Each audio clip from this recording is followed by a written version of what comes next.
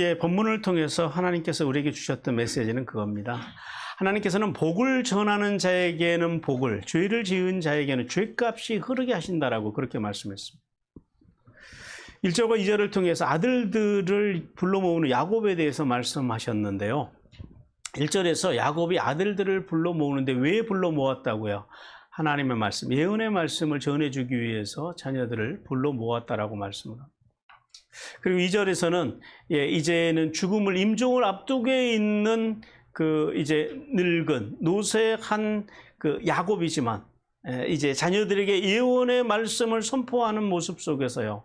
여전히 영적 계승자로서 언약의 사람으로서의 이제 그런 당당한 그런 권위의 야곱을 보게 하셨습니다. 자, 이 두 가지 사실을 통해서 하나님께서 우리에게 주신 교훈은 그거였죠. 영적인 부모로 살아가라라는 거예요. 누가 영적인 부모라고요? 영적인 부모는 네 가지를 말씀드렸어요. 하나는 하나님의 복을 전하는 부모여야 된다라는 거예요. 세상의 복, 인간적인 세속적인 복이 아니라 어떤 복이요? 하나님의 복. 모든 부모들에게는 축복권이 있다라고 말씀을 드렸습니다. 그리고 두 번째는 하나님의 말씀을 전하는 부모가 영적인 부모라고 그랬어요. 자녀들에게 하나님의 말씀 속에서 살아가는 법을 전해줘야 된다는 거죠. 그리고 세 번째는 부모를 그래서 양육하는, 그러니까 자식을 양육하는 부모. 그래서 자녀들의 교육을 학교 교육은 누구에게 맡겨요? 학교에다, 선생님에게다, 학원에다. 그리고 신앙 교육은요, 교회에다. 그러면 안 된다. 목사가 하긴 해야 됩니다만은, 그러나 부모 입장에서는 그것만 믿고 살아가면 안 된다라는 거예요. 내 자식, 내 후손은요, 누가 가르쳐야 된다고요? 내가 양육해야 돼요. 그런 마음, 그런 자세가 영적인 부모의 자세고요. 그리고 네 번째는 신앙의 유산을 전수하는 부모가 되라라는 거예요. 왜 그래요? 세상에 물질을 전수해 주는 거, 전해 주는 거 좋은 일이죠.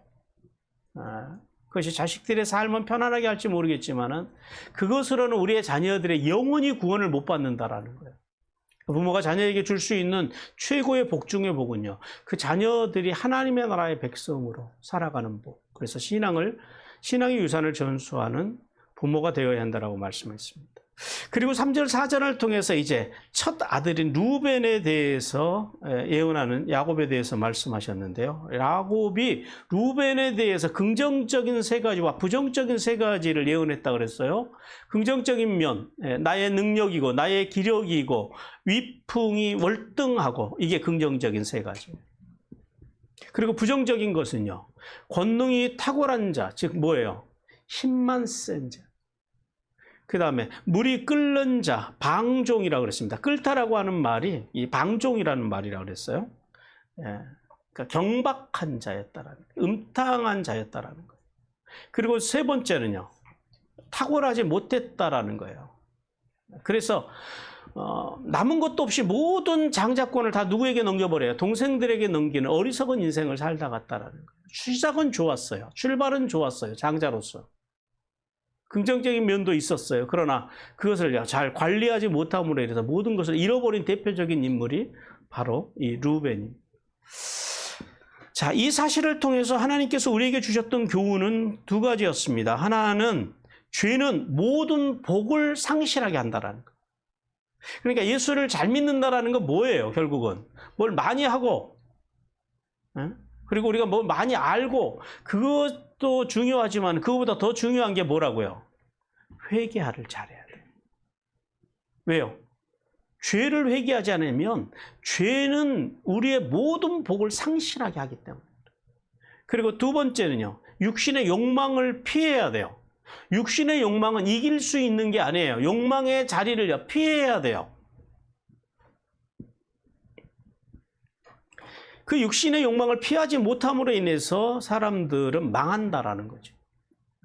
자, 오늘 하나님께 주신 두 번째 메시지 같이 읽겠습니다. 시작. 하나님은 슈브의 신앙이 없는 자에게는 반드시 죄를 물으시지만 돌아온 자에게는 한이 없는 용서와 복을 주신다. 예, 이제 5절에서 7절을 통해서 시므온과 레위에 대해서 두 번째 이제 예언을 하는 야곱에 대해서 말씀합니다. 하나님께서는 야곱이 시므온과 레위를 한데 묶어서 예언을 했다 그래요. 왜 그랬을까요? 그들의 잔혹함, 아마도 시므온과 레위가 성격이나 행동하는 게 둘이 같았던 것 같아요. 특히 이들을 묶어서 야곱이 예언을 하는 이유가 뭐 때문에 그러냐면 지난날 디나의 강간 사건으로 인해서 세겜성 사람들을 몰살시킨 공범이 이 시므온과 레위예요. 그래서 이 두 사람을 묶어서 그렇게 예언을 한 것으로 보입니다. 자, 본문을 통해서 하나님께서는요, 네 가지 사실을 알게 하세요. 먼저 5절에서 시므온과 레위의 잔혹한 죄악에 대해서 알게 하십니다. 오늘 야곱의 첫 마디가 그래요. 시므온과 레위는 형제요. 그들의 칼은 폭력의 도구로다. 이게 단수처럼 되어 있습니다만은 이게 복수예요. 그들의 칼들은 폭력의 무기들이다. 이런 말이에요. 이 말씀은 지난날 디나의 복수를 위해서 시므온과 레위가 세겜성 남자들을 모두 죽이고 약탈한 사건을 염두에 두고 지금 이 예언의 말씀을 전하고 있는 거예요. 왜냐하면 그들이 억울한 일을 당했지요. 세겜성 사람들한테 동생이 이제 강간을 당했으니 그들이 얼마나 힘들었을 거예요. 억울한 일을 당했지만은, 그런데 그들이 세겜이 아버지 하몰하고 왔을 때 그들이 전쟁을 위해서 온 거예요? 아니면 평화를 위해서 온 거예요? 평화를 위해서 왔죠.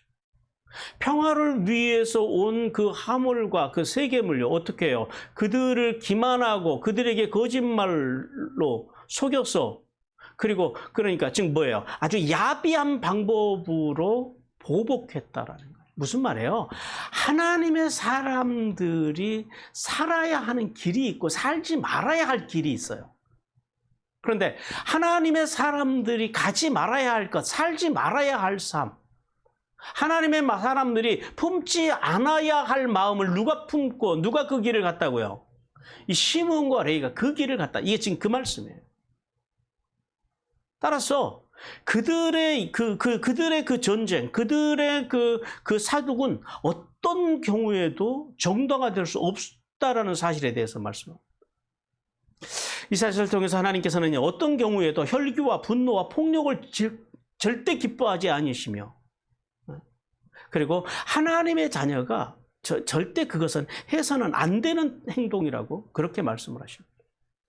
그리고 두 번째 6절 말씀을 통해서는 야곱이 그들의 난폭하고 호전적인 행위는 변명의 여지가 없음에 대해서 알게 하십니다. 오늘 야곱이 6절 말씀에서 그래요. 내 혼아, 내 영광아, 그래요. 이것은 자기를 일컫는 말이에요. 야곱 자신을 일컫는 이중적인 표현입니다. 그리고 그러면서 그래요. 그들의 모의에 상관하지 말고 그들의 집회에 참여하지 말라 그래요. 이것도 이중적인 표현이에요. 이제 같은 말씀을 지금 두 번 표현하고 있다라는 거야. 성경에서 뭔가 이중적으로 연속적으로 사용하고 있다라는 건 뭐예요? 강조를 의미합니다. 강조. 여기서 상관하다라고 하는 말이 히브리어로 보예요. 들어가지 말라라는 거예요. 그들의 그 모임에 들어가지 말라라는 거예요. 절대 들어가서는 안 된다라는 거예요. 그 다음에 참여하다라고 하는 말이 이게 야하드입니다. 연합하다라는 의미가 있어요. 그들과 연합하지 말라라는 거예요. 어떤 사람들이요? 돕고 세우고 살리는 길이 아니라 파괴하고 죽이고 거짓과 기만으로 살아가고 야비하게 사람들에게 해를 끼치고 그런 자들과는요, 절대 같이 그들의 모임에 그들과 함께 있지도 말 것이며 그들과 절대 연합해서는 안 된다라는 거예요. 근데 야곱은 그걸 안 하겠다라는 거예요. 변명의 여지가 없다라는 거예요. 아무리 아들들이지만은 그런 아들들과는 함께 하나님의 나라를 이루어갈 수 없다라고 하는 어떤 그런 선언과도 같습니다. 왜 그래요? 왜 그러냐면 두 가지 이유를 이야기해요. 첫째는 그들이 분노 때문에 사람을 죽였다라는 거예요. 이제 뒤에 나오겠습니다만은 그들의 분노가 정상적인 분노가 아니었다라는 거예요. 정상적이지 않는 분노로 사람을 죽였고, 그 다음에 혈기대로 소의 발목을 끊었다라는 거예요. 여기서 그 분노라고 하는 말이 이게 무슨 말이냐면은 이 히브리어로 아프거든요. 이 콧구멍을 의미해요. 콧구멍을. 이 아프라고 하는 단어가 분노라고 하는 말이고요. 왜 우리가 그 화가 나면 코에서 그 뜨거운 김이 나오잖아요. 이게 지금 그걸 상징하는 거예요. 그래서 이제 분노 이제 이렇게 번역이 돼요. 자, 이게 시몬과 레위가 자신의 동생을 강간한 사건 때문에 극도로 분노해서 이성을 잃고 세겜성 사람들을 그래서 죽였다라는 거예요. 그리고 그 혈기로 소의 힘줄을 끌었다 그러잖아요. 이게 그 혈기라고 하는 단어가 히브리어로 라촌입니다. 뜻, 의향, 뭐 이렇게 뭐 받아들이다 이런 의미가 있어요. 무슨 말이냐면은 그들의 뜻을 자기들이 하고 싶은 그 뜻을 그대로 그냥 받아들였다라는 거예요. 여과 없이. 자기들 속에서 일어나고 있는 그 뜨거운 혈기를, 그 분노를, 그것을 자기들의 뜻을 그들이 여과 없이 그대로 받아들였다라는 거예요. 그리고 소의 심줄을 끊었다라는 게 이게 무슨 말이냐면은 심줄이라고 하는 것은 한번 이렇게 끊어지면은 다시 복원이 안 됩니다. 그러니까 심줄의 힘을 끊었다라는 건 뭐예요? 그 소는 더 이상 소로서의 역할을 할 수 있다고요, 없다고요? 없다고요. 이게 뭘 의미하냐면 세겜성 사람들이 일어날 수 없도록 철저하게 파괴하였음을 이야기하는 거예요. 세겜성 사람들이 모든 소의 심줄을 끊어버리면서 더 이상 거기서 그들이 그 성을 복구하거나 그들이 다시 생존을 위해서 일어서지 못하도록 철저한 파괴. 그래서 생명인 그 가축을 무용지물로 만들므로 인해서 그 사람들이 다시는 일어날 수 없도록 그렇게 철저하게 파괴했다라는 거예요. 그런데 사도 야곱은 그래서 그것을 절대 용납할 수 없다라는 거예요. 자, 이 두 가지 사실을 통해서 야곱은 자신들이 사랑하고 자신이 사랑해야 할 아들들이지만은 이렇듯 변명의 여지가 없을 만큼 잔인한 아들들, 그리고 잔인하게 사람을 죽인 이 아들들의 이 용서받을 수 없는 행위, 그 행위와 자기는 단절하겠다라는 이 사실을 통해서 믿음의 사람은 생명 존중 사상을 가지고 절대 잔인하고 폭력적인 것을 해서도 안 되고 그것을 용납해서도 안 된다라는 사실을 깨달아야 됩니다. 그리고 7절을 통해서는 이 변명의 여지가 없는 이 살육의 죄를 지은 시몬과 레위에게 이제 야곱이 드디어 저주를 선포합니다. 야곱이 먼저 왜 그들이 저주를 받을 수밖에 없는지에 대해서 말씀을 해요. 하나는 뭐냐면 노여움이 혹독했기 때문에 그렇다 그래요. 여기 노여움도 앞에 6절에서 말씀하신 그 분노와 똑같은 단어예요. 이게 아프예요. 그 호흡기관이 콧구멍을 의미한다 그랬어요. 여기서 분노라고 하는 건 뭐냐면 분노가 극심해서 자신의 감정을 억제하지 못하고 한계를 넘어서 폭발하는 마치 이 화산처럼 이제 그런 분노를 의미하는 거예요. 즉 야곱은 시몬과 레위가 이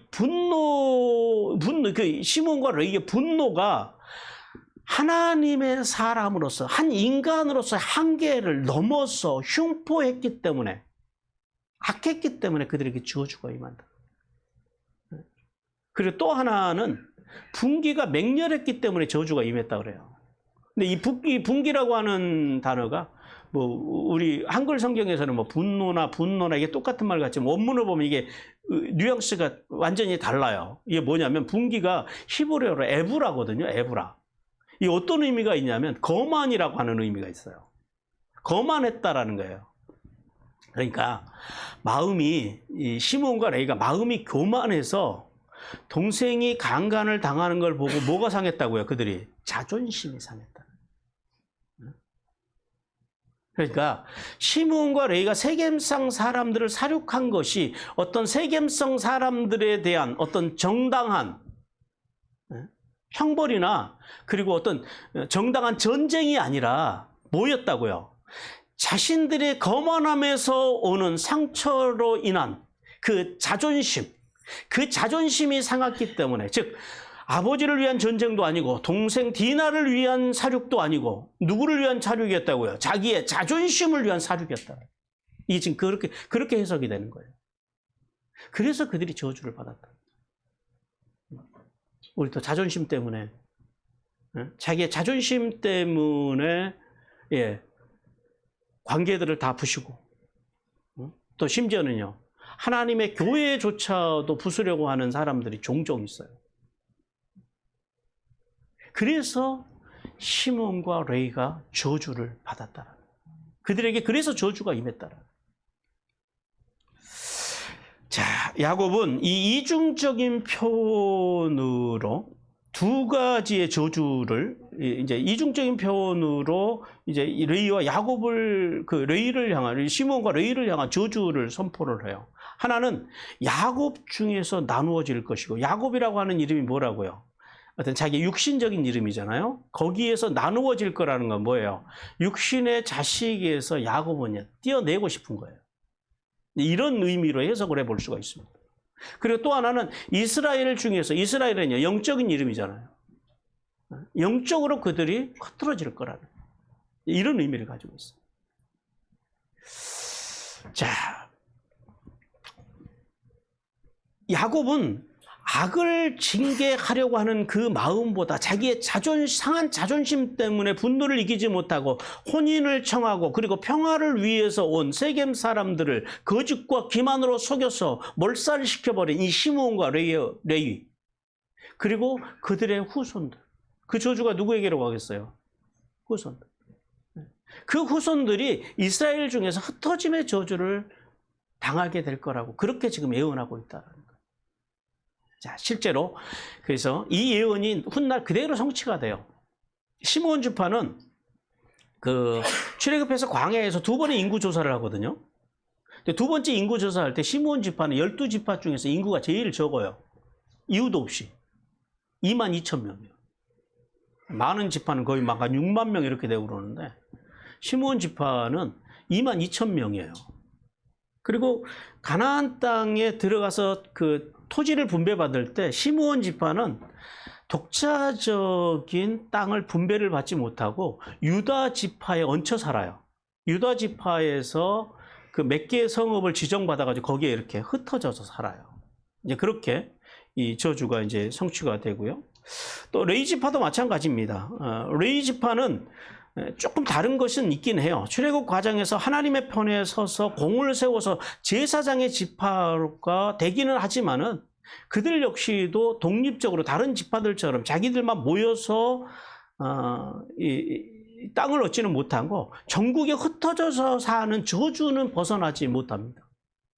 그런데 시므온과 레위 지파가 각각 흩어짐의 저주를 당하기는 하지만은 보면은 시므온은 저주받은 그대로 힘없이 살다가 힘없이 사라져가요.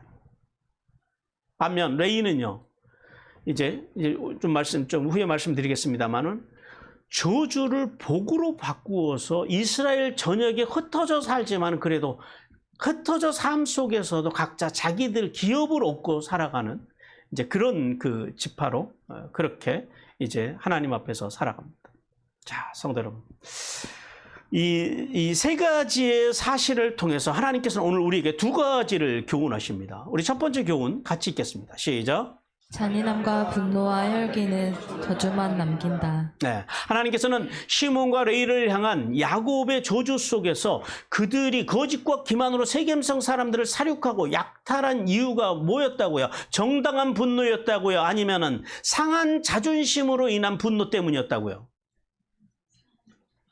그거예요. 이 사실을 통해서 개인적이고 인간적인 자존심으로 분노하고 혈기를 부리는 자의 인생의 결말은 오직 뭐라고요? 저주뿐이에요. 우리가 이걸 깨달아야 됩니다. 우리 이사야 41장 11절 같이 읽습니다. 시작. 보라 내게 노하던 자들이 수치와 욕을 당할 것이요 너와 다투는 자들이 아무것도 아닌 것 같이 될 것이며 멸망할 것이라. 네. 따라서 성도는 이 땅에서 살아가는 동안에 인생에서 만나는 일 속에서 그래서 우리는 이 혈기와 분노로 살지 않기 위해서는요, 두 가지 사실을 기억해야 돼요. 하나는 모든 우리가 인생을 살아가면서 살아가면서 만나는 일 속에는 뭐가 있다고요? 하나님의 뜻이 있다. 이걸 기억해요.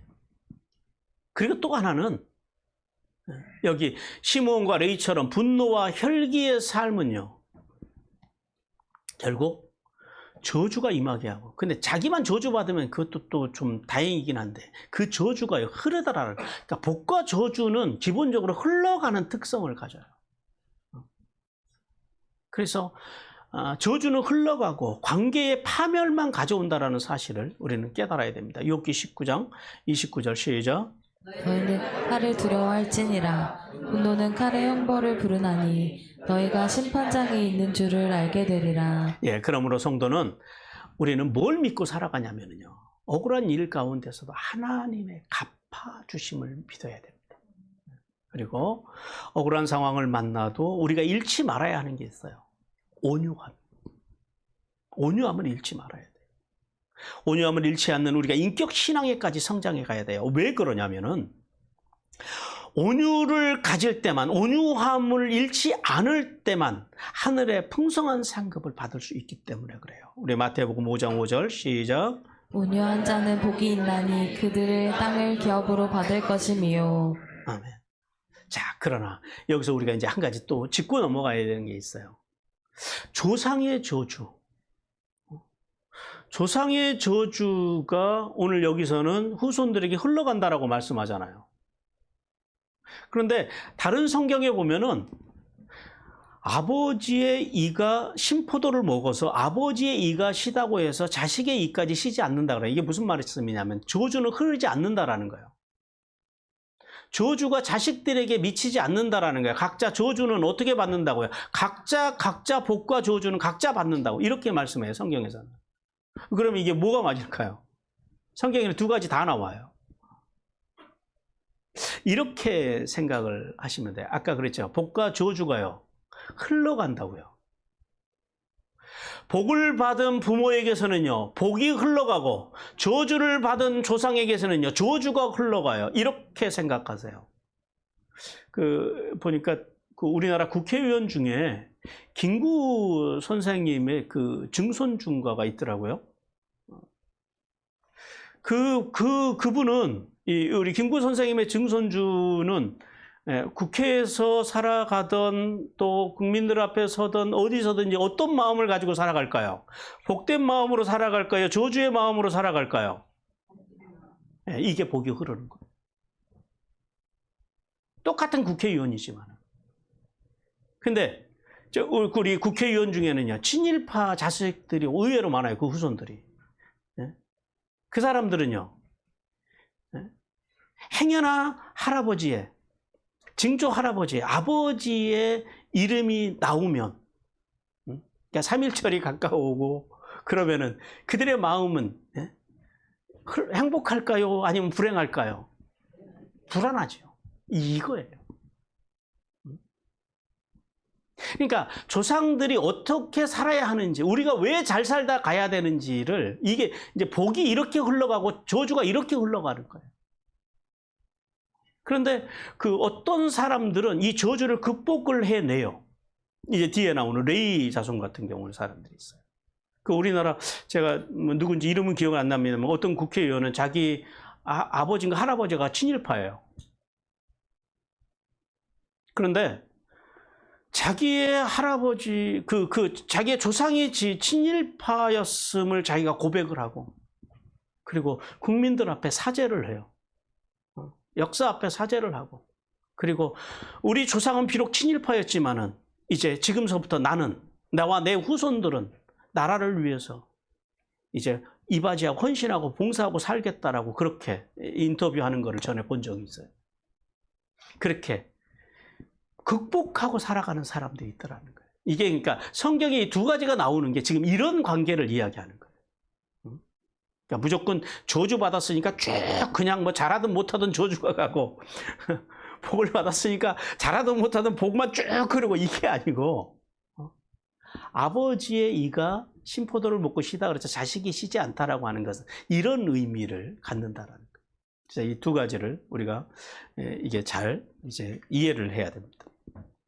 자, 두 번째 하나님께서 주시는 교훈입니다. 같이 읽습니다. 시작. 참된 충성과 헌신은 조상의 저주도 복으로 변화시킨다. 네, 이제 이거예요.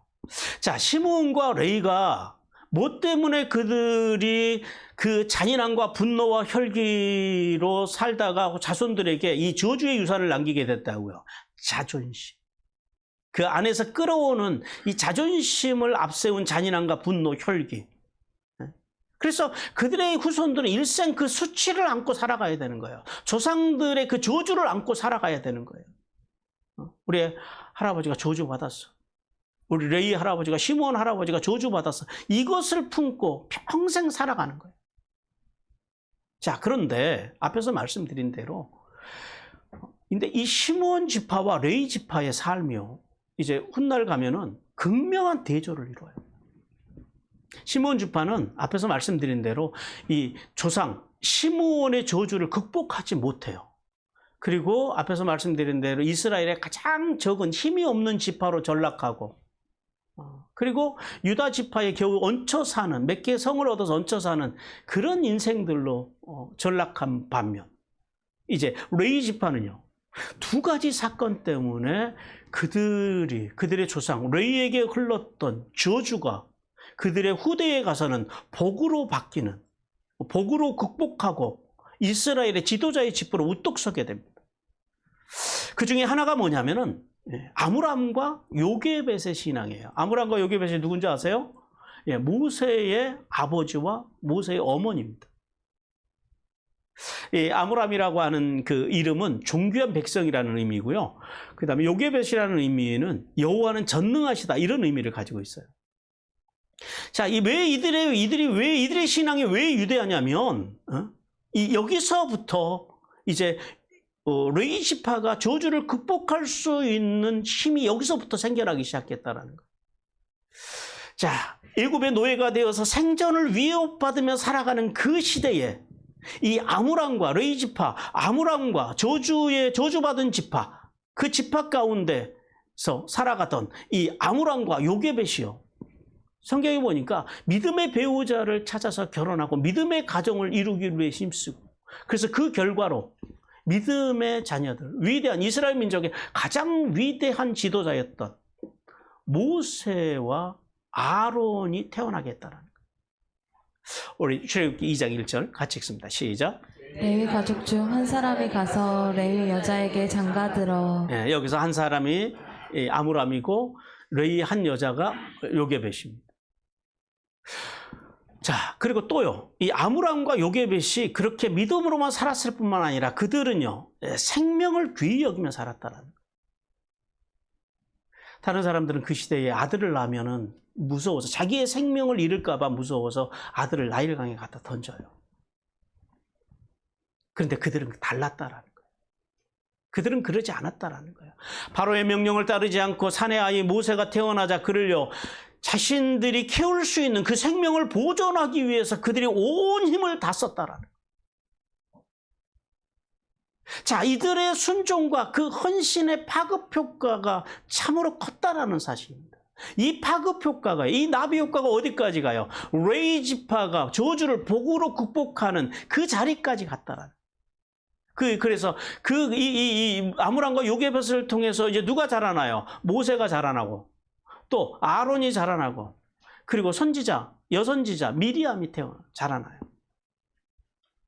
그렇게 구속사를 위해서 경건하게 헌신하여서 하나님의 위대한 종들을 낳음으로 크게 구속사에 이바지하게 됩니다.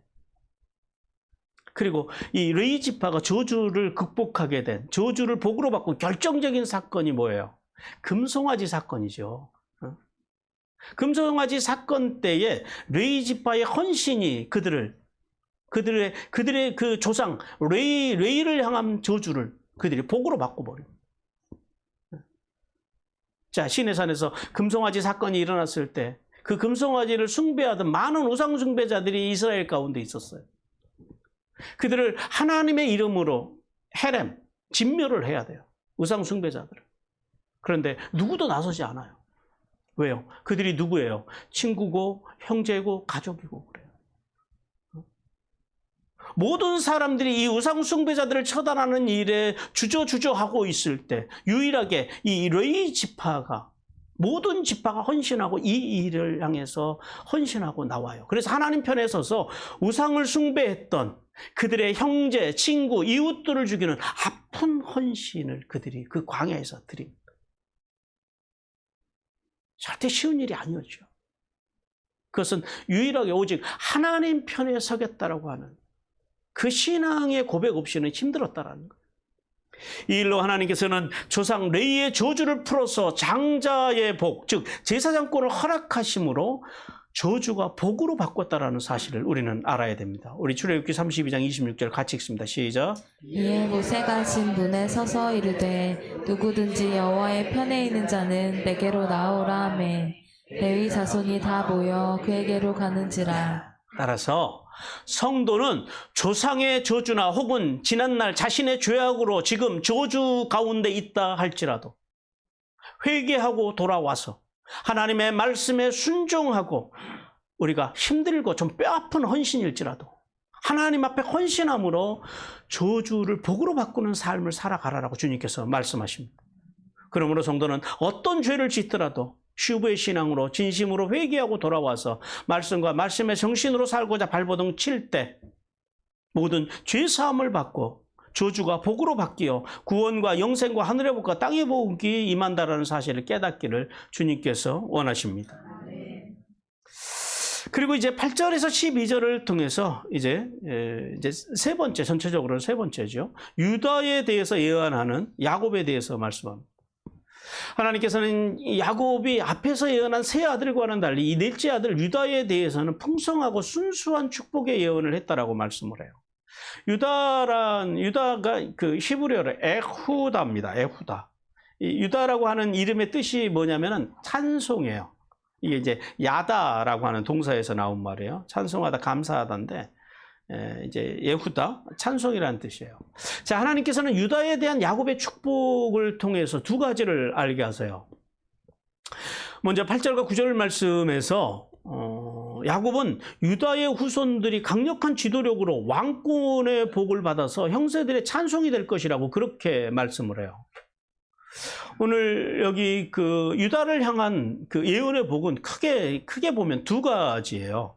하나는 뭐냐면 원수의 목을 잡을 것이며 형제들의 지파가 절호를 하게 될 것이라고 하는 예언이에요. 그러니까 이제 목을 잡는다라고 하는 말, 이게 목이라고 하는 단어도 있지만 이게 등이라고 하는 의미도 있거든요. 그러니까 등과 목을 잡으려고 그러면 목 뒷덜미를 잡으려면 어디서 잡아야 돼요? 뒤쪽에서 잡아야 되죠. 이게 그래서 어떤 그 말씀이냐면 유다의 후손들이 원수를 추격해서 물리치는 승리의 복을 이야기합니다. 유다의 후손들에게 승리의 복을 하나님께서 주시겠다라는 거예요. 그리고 내 아버지의 아들들이 내 앞에서 절을 하리로다 그래요. 이것도 마찬가지죠. 모든 이스라엘 지파들이 유다 지파에게, 승리자인 유다 지파에게 복종하게 될 것이라고 하는 그런 예언의 말씀이에요. 그리고 계속해서 또 하나는 뭐냐면은 유다를 사자에 비교를 합니다. 사자의 새끼로 승리자가 되어서 유다가요 독보적인 힘을 갖게 될 것이라고 예언을 해요. 유다를 사자로 비유하는 것은, 사자는 뭐예요? 사자는 백수의 제왕이라고 합니다. 무슨 말이에요? 강력한 힘, 독보적인 힘. 그 나라에서, 한 나라에서 가장 독보적인 힘을 가진 사람이 누구예요? 왕이죠. 예. 그러니까 유다의 후손 등에서 왕이 나올 거라는 거예요. 강력한 왕들이 배출될 것에 대한 복에 대해서 말씀하십니다. 그래서 실제로 이 예언은 실제적으로 그 유다의 후손인 다윗과 솔로몬 시대의 성취가 돼요. 다윗과 솔로몬이 적들을 물리치고 영토를 확장하고 그리고 이 고대 근동의 패권을 차지함으로써 성취가 돼요. 그리고 궁극적으로는요. 유다의 후손으로 오신 예수님이 사단의 세력을 깨뜨리시고 만왕의 왕이 되심으로써 이 예언이 이 예언의 복이 완성이 됩니다. 우리 요한계시록 5장 5절 같이 읽습니다. 시작. 장로 중에 한 사람이 내게 말하되 울지 말라. 유대 지파의 사자 다윗의 그 두루마리와 그 7인을 떼시리라 하더라. 예, 그리고 이제 두 번째는 10절에서 12절에서 야곱은 이 왕권이 잠깐 사울처럼 있다 마는 것이 아니라 유다의 후손들을 떠나지 아니할 것이며 더 나아가서 메시아에 대한 예언을 줍니다. 메시아가 그의 혈통으로 오셔서 영적으로 풍성한 삶을 살 것이라고 하는, 그리고 영적으로 다른 사람들을 풍성하게 살아가게 하실 것이라고 하는 그런 예언의 말씀을 합니다. 먼저 여기 10절 말씀에 보니까 규라고 그래요. 규가 유다를 떠나지 아니하며 그럽니다. 규라고 하는 것은 이게 히브리어로 쉐베트예요. 왕권을 상징하는 막대기. 그걸 뭐라 그러죠? 영어로 홀이라고 합니다. 홀. 그 홀이, 그 왕권이 유다를 떠나지 않겠다라는 거예요. 그리고 통치자의 지팡이가 그 발 사이에서 떠나지 아니하기를 이게 다 같은 말씀이고요. 실로가 오시기까지 이르리니 그래요. 근데 이게 실로가 오시기까지 이게 난제예요. 이게 해석이 여러 가지가 있어요. 그래서 대략 이제 성경학자들은 세 가지로 이 실로에 대해서 해석을 하는데요. 첫 번째 견해는 지명으로 보는 겁니다. 실로가 어디냐면 예루살렘에서 북쪽으로 한 50km 정도 떨어져 있는 그 도시거든요. 근데 이게 유다의 땅이 아니고 사실은 이게 에브라임의 땅이에요. 그러니까 이걸 지명으로 보면은 안 맞죠. 그 다음에 이 실로를 추상명사로 보는 견해가 있어요. 그러니까 실로라고 하는 그 단어의 의미가 안전이라고 하는 의미도 있거든요. 그러니까 안전하게 될 때, 그러니까 이스라엘이 안전하게 될 때까지 유다의 자손이 이스라엘을 통치할 것이다. 이렇게 해석하는 사람도 있어요. 그리고 이제 마지막 세 번째는 이걸 인명으로 봅니다. 인명, 사람으로 봐요. 실로를 사람의 이름으로 봐요. 근데 어떤 사람이냐 그러면은 이게 이제 가장 강력한 이제 견해인데요. 유다 가문을 통해서 오실 메시아로 보는 주장이에요. 이게 근데 제일 이제 맞는 것 같아요. 많은 학자들이 이 세 번째 견해에 동조를 해요. 그래서 실로가 오시기까지라고 하는 말씀은 유다의 후손으로 오실 메시아의 통치를 의미한다는 이렇게 주장을 해요. 그리고 또 이제 계속해서 보면은 야곱은 유다에게 뭐라고 예언을 하냐면 그의 나귀를 포도나무에 매며 그의 암나귀 새끼를 아름다운 포도나무에 맬 것이며, 이게 지금 이중적인 표현이잖아요. 나귀를 포도나무에, 또 암나귀 새끼를 아름다운 포도나무에 맨다라는 거예요. 이게 어떤 의미일까요? 기본적으로 고대 사람들은 말은 전쟁을 의미해요.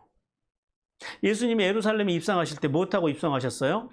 나귀. 나귀는 평화를 상징해요. 그래서 나귀를 탔다라고 하는 것은 무슨 말이냐면 나귀라고 하는 것은 평화를 의미해요. 그리고 포도나무라고 하는 것은 뭘 의미냐면 풍성함을 의미해요. 그래서 성경에 보시면 포도주를 풍성함에 비유하는 말씀이 그래서 많이 나와요. 자, 정리를 해보면 나귀는 평화를, 포도나무나 포도주는 뭘 의미한다고요? 풍성함을. 따라서 마귀를 포도나무에 메고 그 다음에 나귀 새끼를 아름다운 포도나무에 맨다라는 말은 무슨 말이에요? 그들에게 그 풍성함, 유다 후손으로 오실 메시아를 통한 그 풍성함, 이스라엘의 평화와 풍성함이 유다 지파에게, 그리고 유다 지파를 통해서 이 땅에 올 것이라고 하는 그런 예언의 말씀입니다. 그리고 또 계속 보면 그러죠. 그 옷을 포도주에 빨며, 그 다음에 그의 눈은 포도주로 인하여 붉겠고, 이게 무슨 말인가? 포도는 뭘 의미한다고요? 포도주는 풍성함. 이게 어떤 의미냐면 그 포도주가 많아서 그 포도주를 가지고 옷을 빤다라는 말이 아니라 포도주를 가지고 옷을 빠는 사람은 없지요. 이게 어떤 의미냐면은, 자, 고대 사람들은 포도주를 내겨서 포도즙이나 포도주나 이 포도즙을 처음에는 만드는데 이게 나중 되면 발효가 돼가지고 포도주가 되는 거예요. 포도주를 만들 때 어떻게 만드냐면은 그 포도를 수확해가지고 어떤 틀에 넣어요. 큰 돌 같은 틀에다 놓고 그다음에 가가지고 발을 깨끗하게 씻고 거기에 들어가가지고 발로 자근자근 밟아요. 그렇게 해서 이제 포도주를 추출을 하는 거예요. 그런데 포도가 얼마나 많은지, 포도가 추수가 너무 풍성해서 너무 많아서 포도를 밟아서 포도주를 내다 보니까 그게 튀어가지고 옷이 흠뻑 젖고, 이게 지금 그런 표현이에요. 그리고 이게 옷이 물들어 버릴 정도로. 그러니까 풍성함이 유다를 통해서 유다 지파가 그렇게 풍성한 복을 받을 거라는 이야기예요. 포도가 너무 많아가지고 그 포도주를 내다가 그 포도주에 옷이 흠뻑 젖어가지고 물들 정도로 그런 복을 이야기하는. 이 우유도 똑같아요. 우유도 그의 이는 우유로 말미암아 희로다 그러잖아요. 가나안 땅을 뭐라고 비유를 해요? 젖과 꿀이 흐른다. 여기 젖에 대한 얘기. 그러니까 우유가 많다라고 하는 것은 기본적으로 그럼 뭐가 많다라는 거예요? 가축이 많다라는 거예요. 소나 양이나 염소나 가축이 많다라는 거예요. 그러니까 그러니까 그 당시에는 가축이 재산이잖아요. 부유함, 그 풍성함이 지내서 그 수많은 가축들로 인해서 우유가 풍성해서 그 우유를 얼마나 마셔야 됐으면은 이가 하얗게 보일 정도로 그들에게 그런 풍성함이 임할 것이라고 하는 그런 말씀이에요. 즉 장차 유다의 자손들이 누릴 물질적인 풍요와 그 다음 유다의 후손으로 오실 메시아로 인해서 그들이 누릴 그 영적인 풍요로, 거기에 대한 말씀. 자, 이 말씀도 1차적으로는 누구에게 가서 성취가 돼요? 다윗과 솔로몬 시대에 가서 평화와 번영으로 성취가 됩니다. 그리고 궁극적으로는요, 유다의 후손으로 오신 예수 그리스도로 인해서 모든 인류가 평화와 영적인 풍요를 누림으로 성취가 됩니다. 자, 이 사실을 통해서, 이 두 가지의 사실을 통해서 하나님께서는 우리에게 이렇게 교훈하십니다. 같이 읽습니다. 시작. 희생과 헌신의 삶에는 반드시 하나님의 보상이 있다. 자, 야곱이 지난 이 앞에서 이제 그 저주했던 루벤과 시므온과 레위와는 달리 지금 유다에게는요 엄청난 풍성한 복을 예언하잖아요. 자, 그러면 여기서 이제 질문이 하나 생기지 않으세요? 도대체 왜 유다는 이런 엄청난 축복의 예언을 받았을까요? 아버지로부터. 그러면은 또 한 가지 질문이요. 그가 앞선 형들보다 그의 삶이 더 나았는가? 자, 우리가 창세기를 쭉 따라왔잖아요. 어때요? 도대체 그가 어떻게 살았길래 이런 놀라운 복을 받느냐라는 거예요. 자, 결론을 내려봐요. 유다가 다른 형제들에 비해서 더 나은 삶이 있었어요, 없었어요? 생각해보면 별로 없어요. 되려 그 동생 팔고 가가지고 며느리에게서 아들이자 손주를 보는 이 기가 막힌 인생, 그러니까 오늘날로 보면 이게 해외 탑픽에 나올 만한 그런 인생, 이해할 수 없는 그 인생을 살았잖아요. 그런데 그런 그에게 도대체 왜 다른 형제들과는 비교할 수도 없는 이런 특별한 복이 그에게 임했느냐라는 거예요. 결론적인 건 그거죠. 유다가 허물이나 죄가 없어서 이런 복을 받은 것은 아니다라는 사실을 이제 우리가 인지를 하잖아요. 그의 인생도 뭐 형들의 인생이나 별 다를 바가 없죠. 뭐가 그럼 달랐을까요? 답을 찾아봐요. 예? 근데 다른 형제들도 슈브는 다 했죠. 슈브도 있고 순종. 네. 마음이요. 마음이 달랐다라는 거예요. 마음이. 자, 어떤 마음이 달랐는지 한번 보세요. 먼저 요셉을 형제들이 죽이려고 할 때 요셉의 생명을 살리려고 하는 마음을 가진 사람이 누구였어요? 예, 루벤과 유다였는데 루벤은 그 자리에 없었고 유다가요. 요셉을 죽이지 않게 하기 위해서, 죽게 하지 않기 위해서 애굽으로 팔자라는 제안을 누가 해요? 유다가요. 그래서 베냐민의 생명을 살려요. 요셉의 생명을 살려요. 요셉의 생명을 살려요. 이제는 목사부터 성경을 여러분들이 더 잘하세요. 그리고 그 기근으로 가족들이 이제 그 고생할 때, 기근으로 위기가 닥치자 이제 베냐민을 데리고 애굽의 총리에게 가야지 양식을 준대잖아요. 근데 아버지는 내 눈에 흙이 들어가기 전에 절대 안 된다라고 버티세요. 그것을 해결한 사람이 누구예요? 그게 유다예요. 유다가 아버지를 설득해요. 근데 뭘 담보로 설득해요? 자기의 목숨, 자기의 생명을 걸어놓고 그걸 담보로 아버지를 설득시켜서 베냐민을 데리고 애굽으로 가요. 근데 그걸로 끝이 아니죠. 자, 애굽에서 도둑으로 몰려서 종으로 전락하게 된 그 베냐민, 그 베냐민을 위해서 이제 유다가 명연설을 합니다. 아마 구약에서 가장 뛰어난 설교를 찾으라 그러면은 바로 이 그 창세기 44장의 그 유다의 그 연설일 거예요. 명연설로 애굽 총리를 설득하는데 어떻게 설득해요? 만약에 이 동생을 아버지에게로 보내지 않으면 우리 아버지가 돌아가실 수 있다고요. 근데 그 총리가 누구였다고요? 요셉이었다고. 요셉이 거기서 뭘 본 거예요? 아버지를 생각하는, 그리고 형제들을 생각하는 그 유다의 마음을 봤다라는 거죠. 아버지를 살리고자 하고 형제를 위해서, 그래서 자기가 노예가 되겠다, 종이 되겠다라는 거예요. 그 진실한 마음의 우애, 형제를 생각하는 마음, 그리고 효성, 그것을 보임으로써 결국 누구의 마음을 녹여냈어요? 요셉의 마음을 녹여냈다라는 거예요. 그리고 요셉이 그 유다의 설교를 듣고 거기서 감동을 해서 그가 거기서 비로소 자신의 정체를 밝히게 됐다라는 거예요. 자, 보세요. 유다의 인생이 별것 아닌 인생이었는데, 그 별것 아닌 인생이요.